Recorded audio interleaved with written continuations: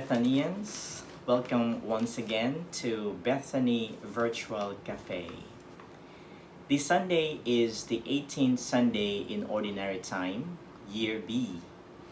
And this Sunday, we have a wonderful gospel. The gospel actually is a continuation of the gospel we had from last Sunday. If you remember the gospel from last Sunday, it is the narrative of the multiplication of the loaves and fishes. This time, the disciples of Jesus were looking for him. And when they found him, Jesus told them that you are looking for me because, or not because of the signs, but because you were filled with the bread that was given to you. So this Sunday, Jesus calls himself as the bread of life. Now, I'd like to begin my reflection with a story about an author in the name of Flannery O'Connor. Most often, Bishop or Archbishop Barron would quote her, especially when he speaks or he talks about the Eucharist. Now, let me begin this reflection with a life or true life story about this wonderful author and the experience she's had back when she was suffering herself from a disease. And I begin. Flannery O'Connor was an American writer who died in 1964 at the age of 39. She was a sincere Christian, although her writings are not classified as religious works. In her mid-20s, she was stricken with lupus, an inherited vascular disease that attacks the joints. This severely restricted her movement, and she spent the last 13 years of her life on a farm in Milledgeville, Georgia. At one point, Flannery's aunt encouraged her to travel to Lourdes, France, and take a healing bath in the waters of the famous shrine there. Flannery found the idea distasteful, although she did finally agree to go. But she wrote, "About the Lord's business, I am going as a pilgrim, not a patient. I am one of those people who could die for her religion easier than I could take a bath for it." She simply did not expect a miracle, for while she understood that they occasionally happen, they are not among God's promises to us. She did, however, have a profound experience of God's grace in her life, and that gave her life meaning. In 1957, she wrote, "For me, the meaning of life is centered in our redemption by Christ, and what I see in the world is in its relation to that. I don't think that this is a position that can be taken halfway." Naturally, she would have liked to be healed, but like countless Christians down through the ages, she found a sufficiency in the grace of God. Let me repeat that. She found sufficiency in the grace of God. She learned to expect that despite whatever else happened to her, and it made all the difference. This is such a wonderful life experience that we can learn from this wonderful author. So her life experience is grounded basically on the grace of God. And what is the grace of God? The grace of God is no other than the supernatural help of God for us to be able to overcome difficulties in life, to be able to persevere, and to be able to go on, especially to the very mission that Jesus calls us to do. And so the grace is a wonderful gift, a gift that we receive from God each time we receive Him, body, blood, soul, and divinity. Now, today as we hear this wonderful gospel, we also call to mind the very source of grace, the font and summit of Christian worship, of Catholic worship, and that is the Eucharist. If you can remember from our Catholic faith, it tells us that one of the effects of the sacrament of the Eucharist is no other than to share in the divine life of God. And so we live a life of divinity with God through the help of His grace. Now, I am in Kalibo, Aklan right now, and just recently, yesterday in fact, the guidelines and the restriction has been upgraded to MECQ, so Modified Enhanced Community Quarantine. That means to say that there are added restrictions, and it's pretty much hard for us to do our regular routine and practices because of the restrictions. And it limits even gatherings in the church. In fact, Ross City and Iloilo City has already stopped public masses or public practices or the sacraments, administration of the sacraments, and so everything is done right now virtually. And so restrictions somehow makes life difficult. But of course, when we are staying at home, it would always be wonderful for us to have something to hang on to. And for Catholics, that should be the grace of God. We need to hang on to the grace of God, to the gift that He has given to us.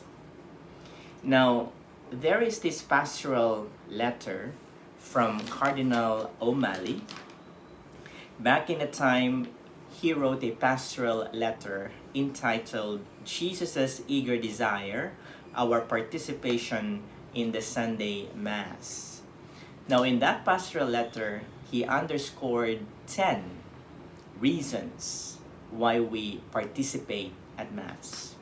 But of course, for our purpose this Sunday, I am only going to point out 3 out of the 10. But take note about the title, Jesus' Eager Desire. That means to say that the desire to be with the community, the desire to celebrate the Eucharist comes primarily from Jesus Himself. And so when we go to church to attend Mass, it is because primarily or initially, Jesus has called us to be there. And it is our response, our spiritual response, to go to church and to receive Him, body, blood, soul, and divinity. Now, what are the 3 reasons that I'd like to point out and I find very appropriate and timely as we are in the pandemic and in the situation we are in? The first reason, according to Cardinal O'Malley, that I quote and I'd like to give emphasis, is we desire to respond to God's love.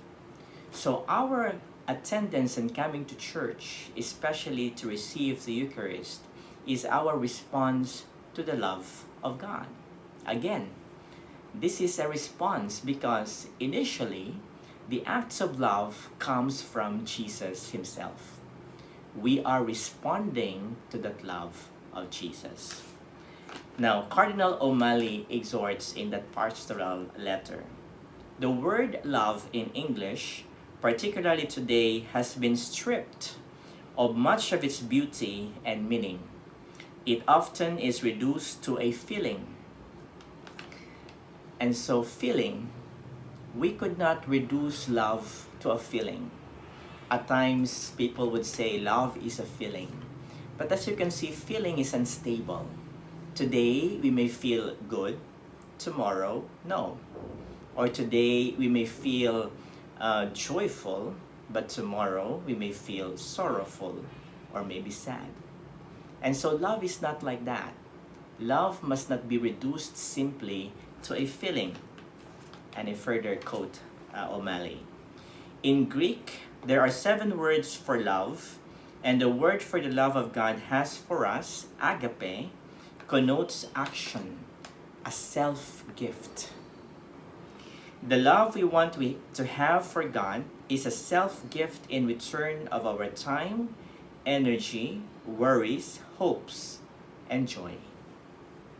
And in fact, he said these last words, the Mass is the best place to thank God for the gifts besides Himself that He gives us, especially life, family, friends, faith, and love. Wonderful words. Our coming to church, our attendance at the Eucharist is a response to the very love that Jesus or God Himself offers to all of us. And that love is not just a feeling. That love is a total self-giving of Himself, just like He offered His life for us on the cross to save us. So it is always wonderful for us to remember that coming to church is a response to the love of God. Coming to church is our act of loving the Lord in return. Is an act of loving our neighbors, ourselves, and even our enemies as we respond to the call to love by Jesus Himself. So that's the first reason that we have to bear in mind when we come to church. It is a response to the love of God. Second, according to Cardinal O'Malley, we come to church because we desire and pray with our parish family. Again, I'd like to quote him with his words on this regard. Christian life is a pilgrimage we make with our brothers and sisters in Jesus. Our presence to each other at Mass is a symbol of our solidarity and unity with God and with each other. It is the fullest expression of our Christian identity. That is why it is not enough to simply attend Mass virtually. It is not enough to be able to see or to attend Mass on television. Why? Because there is that communitarian dimension in our church. Even in the sacrament, in our Christian worship, we live as one family of God. We live as members of the community, the church. And so when we come together at church, we exercise that identity of being one with God. We are brothers and sisters in Christ. And so when we attend the Mass and celebrate it and receive the Lord, body, blood, soul, and divinity, we receive it as one community, the church. In fact, as Catholic, this is a universal church. When we celebrate the Mass, we celebrate the Mass with the universal church, the community, the Catholic community. In an interview with Oprah Winfrey, you know Oprah, well, of course, Oprah is no longer on television, but at some point when she was on television for her talk shows, there was an interview with a singer and actress who calls herself Madonna, who explains how her life has changed since she first came to fame in the early 80s. Well, of course, we know Madonna. Even today, we hear her name because of her songs. But she was so famous in the 80s, and one of the songs that she's famous of is Material Girl. Well, you know the song. I'm not going to sing the song in this reflection. But Material Girl was one of the associations or the song associated to her. And so in the interview, she said, and she claimed, I am not so the material girl now There were many years when I thought fame, fortune, and public approval would bring me happiness, but one day you wake up and realize they don't. So, what brings us truly happiness? What brings us happiness is, of course, God's offer of the joy and happiness and peace that He gives us, the grace. And most importantly, what brings us happiness is the community that we live with. It is us with our brothers and sisters who go together, who journey together in one faith, with one vision and one goal, that is to be able to be with God eventually in heaven, to live with Him face to face in a beatific vision. And finally, in relation to the second reason, he said, we come to participate on Sunday Mass because we desire a foretaste of heaven. Such wonderful words. And at times maybe we don't have that clear and concrete belief in this because we might not feel it happening, but that is the truth. We desire to live and to experience a foretaste of heaven. Quoting Blessed John Paul II, the Cardinal further exhorts in that pastoral letter. We participate in the Lord's Supper, which gives us a foretaste of the heavenly glory. Wow, imagine that. Imagine that when you come to Mass, this is always a heavenly experience. Because in that particular celebration of the Mass, you witness the miracle taking place, the changing of the bread and the wine into the body and blood of Christ.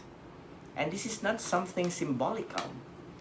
We believe in faith that happens each time the Mass is said.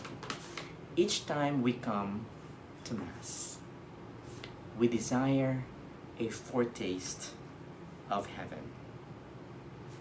And so, this Sunday, as we attend Mass and as we read the Gospel reading and the readings we have with similar theme this Sunday, the 18th Sunday in Ordinary Time, let us ask ourselves the question, why do you come to Mass?